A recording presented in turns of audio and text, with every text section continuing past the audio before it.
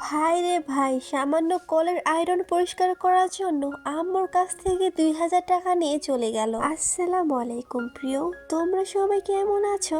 আশা করি ভালো আছো। তোমাদের সবাইকে আমার এই ছোট্ট চ্যানেলে স্বাগত। সকালে ঘুম থেকে উঠেই দেখি কলে একদমই পানি নেই, কিন্তু টাঙ্কিতে পানি আছে। এরপরে আমি ছাদে চলে গেলাম। ছাদে গিয়ে দেখি পানির লাইন ঠিক করছে। ছাদে বহুত চুপ পরে আসলাম। দেখে বুঝতে পারছেন পুরাই আফ্রিকার জঙ্গল হয়ে আছে। তারা একদিকে পানির লাইন ঠিক করছে, অন্যদিকে আমি একটু ঘুরে ঘুরে দেখছিলাম। আচ্ছা বন্ধুরা, তোমরা কি এই গাছটাকে চিনো? এটা হচ্ছে পাথর চুনা গাছ। শেষে পেট ফুলে গেলে এই পাতাটা লবণ দিয়ে চিবিয়ে চিবিয়ে খেলে পেটের ফোলাটা অনেকটাই কমে যায়। আমি ছাদে থেকে নিচে গিয়ে দেখি মিস্ত্রিরা ওয়াশরুমের কল আর বেসিনের কল খুলে ফেলেছে তাদের জন্য চা বানাবে, কিন্তু এক ফোঁটাও পানি নেই। সেজন্য আম্মু পাশের বাসায় গিয়ে পানি নিয়ে আসে। এরপরে আম্মু তাদের জন্য চুলায় চাটা বসিয়ে দেয়। অন্যদিকে আমি দেখছিলাম বেসিনের কল থেকে কতটা পরিমাণে আয়রন বের হচ্ছে, দেখুন বন্ধুরা। যাই হোক, এরপরে মিস্ত্রির কাজ শেষ হয়ে যায়। তারপরে আমি কলগুলো চেক করে দেখছিলাম,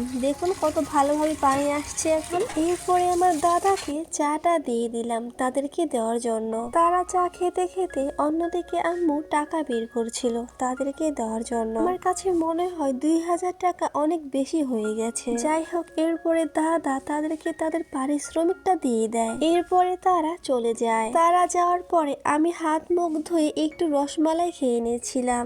আমার সাথে এতক্ষণ থাকার জন্য তোমাদেরকে অসংখ্য ধন্যবাদ। আল্লাহ হাফেজ, তোমরা সবাই ভালো থেকো।